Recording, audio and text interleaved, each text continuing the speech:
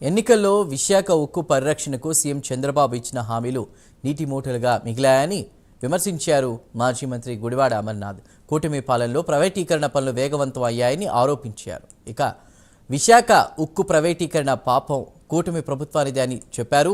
ఉద్యోగులను ప్రజలను కూటమి పార్టీలు నిలువునా మోసం చేశాయని, నాడు ఎన్నికల్లో ఇచ్చిన హామీలు ఏమయ్యాయని ప్రశ్నించారు. స్టీల్ ప్లాంట్ విషయంలో ఏ రకమైనటువంటి అన్యాయం చేసిందో మీ అందరికి కొత్తగా చెప్పాల్సినటువంటి పని లేదు.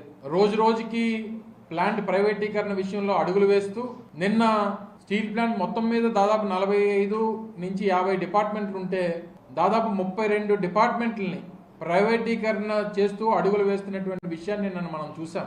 దానికి సంబంధించినటువంటి వివిధ విభాగాలకు సంబంధించినటువంటి ఎక్స్ప్రెషన్ ఆఫ్ ఇంట్రెస్ట్లు ఇవన్నీ కూడా ఈ 32 డిపార్ట్మెంట్లకు సంబంధించినటువంటి ఎక్స్ప్రెషన్ ఆఫ్ ఇంట్రెస్ట్కి ఇచ్చినటువంటి ఏవైతే ఈ నోటీసులు ఏ డిపార్ట్మెంట్కి ఆ డిపార్ట్మెంట్ ఒకటి 15 పేజీలు ఉన్నాయి. ప్రతి డిపార్ట్మెంట్కి సంబంధించినటువంటి నోటీసు 16/8/2025 అంటే నిన్న కాక మొన్న రాత్రి ఇష్యూ చేస్తూ ఇచ్చినటువంటి నోటీసులు ఇవి. పూర్తిగా అన్ని విభాగాల్ని కూడా ప్రైవేటైజ్ చేస్తూ ఇండివిజువల్గా కాంట్రాక్టర్స్ని పిలుస్తూ మీరు ఈ డిపార్ట్మెంట్ని నడపాలంటే ఏ రకమైనటువంటి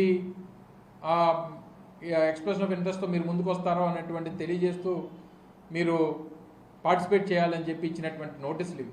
అంటే ఎంత పెద్ద ఎత్తున అక్కడ ఉన్నటువంటి కార్మికుల్ని బెదిరిస్తూ భయపెడుతూ మీరు ప్రైవేటీకరణ చేయడానికి వీల్లేదు అని హుకుం జారీ చేసేటువంటి అవకాశం ఈరోజు చంద్రబాబు నాయుడు గారికి ఉన్నా సరే ఎట్టి